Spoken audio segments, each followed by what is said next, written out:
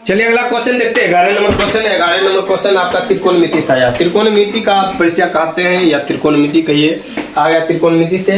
तो इससे भी बहुत एक नंबर ज्यादा क्वेश्चन देता है, इससे पता है, एक नंबर सब्जेक्टिव भी देता है। तो इससे क्वेश्चन आता है तो ये नॉर्मल क्वेश्चन की तरह बनाना है, नॉर्मल एकदम कहता है। ये चैप्टर लोग को बहुत भारी लगता है लेकिन नॉर्मल तरह समझ लेना है। समझिए, यदि कहता है सेक थीटा बराबर 13/12 है तो 1 प्लस साइन थीटा और 1 माइनस साइन थीटा बटे 1 प्लस कॉस थीटा और 1 माइनस कॉस थीटा का मान ज्ञात करना है। इतना समझिएगा। सबसे पहले आपको सेक थीटा का सूत्र पकड़ना पड़ेगा। किसका पकड़ना पड़ेगा? Sec theta. तो यहाँ दिया है सेक थीटा बराबर, या सेक थीटा बराबर दे दिया 13/12। 13/12। तो सेक थीटा का सूत्र देखिए हम कितना बार आपको लिखा चुके हैं। कि यहाँ पर नीचे में ये पूरे जो दिया गया है, दोनों साइड जो दिया गया है इसमें भी पूरे सूत्र भरा हुआ है। तो सेक थीटा होता है कर्ण बट्टे आधार। कर्ण बट्टे क्या होता है? कर्ण बट्टे आधार। तो सिंपल लिखना कर्ण बट्टे आधार, इसी के सामने लिख देना कर्ण बट्टे आधार। नॉर्मल तरह सीखिए, कर्ण बट्टे आधार। कर्ण कितना? 13, आधार कितना? 12। बचा कौन चीज? कर्ण आधार है। बचा कौन चीज? 3 एक होता है, कर्ण आधार और लंब। सबसे पहले लंब निकाल देना। क्या करना है?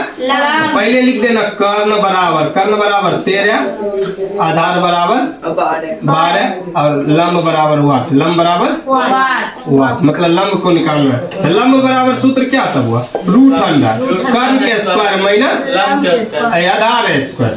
लंबे निकालना था आधार के स्क्वायर, तो बराबर √100 कर्ण कितना है? 13 के स्क्वायर माइनस 12 के स्क्वायर। आधार कितना है? 13 के स्क्वायर कितना है? 169 जी। 13 के स्क्वायर 169, 12 के 144, घटाए कितना है? 25, घटाए कितना है? 25, निकलेगा कितना? आपका लंब कितना है? 5। अब इतना बड़ा हल करना है, इतना बड़ा हल नहीं करना है। इतना बड़ा आप नॉर्मल तरीके से हल कर सकते हैं, जिसको सूत्र याद नहीं होगा वो कैसे। साइन का सूत्र क्या होता है? साइन थीटा का सूत्र लंब बटे कर्ण। कौन सी? लंब बटे कर्ण। लंब बटे कर्ण, यहाँ आधार बटे कर्ण, आधार बटे कर्ण देख हल करते रह जाएगा। तो सब लेकिन एक ट्रिक सीखो नॉर्मल तरीका से। देखो क्वेश्चन क्या बोला? 1 प्लस साइन थीटा और 1 minus sine theta by 1 plus cos theta और 1 प्लस कॉस थीटा, और सॉरी 1 माइनस कॉस थीटा। चल ये आपको लिखाए थे a square minus b square बराबर सूत्र की लिखाए थे होंगे, याद होगा आपको। इसका लिखाए थे a प्लस b और a minus b। a plus b और a माइनस b लिखाए थे। अब गौर करना है आपको कि a प्लस b और a माइनस b का सूत्र क्या होता है, ध्यान दीजिएगा। देखिए अब इसको a इसको b, इसको a इसको b, दोनों देखो, यहाँ भी एक, यहाँ भी एक, यहाँ भी साइन थीटा, यहाँ भी साइन थीटा। मिला लेगा तब चलना। तो अब मिला लेता उस सूत्र का प्रयोग करेंगे। अभी जो ऊपर में लिखे हैं उसका सूत्र का प्रयोग आप कर सकते हैं। आगे चलो देखिए। अब ये एक पहले ले लेते इसको। यहाँ लिखा है 1 plus sine theta, 1 plus sine theta और 1 minus sine theta, 1 minus sine theta. देखो ए मिल गया एक। बी में साइन, बी में भी क्या है? साइन। माइनस माइनस प्लस ई दे ई लिखना पड़ेगा आपको।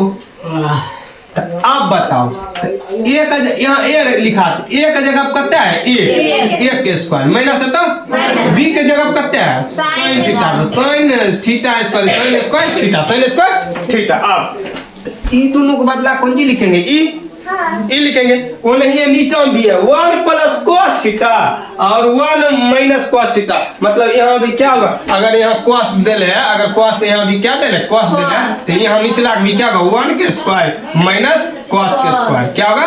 कॉस के स्क्वायर थीटा। यही ना होगा?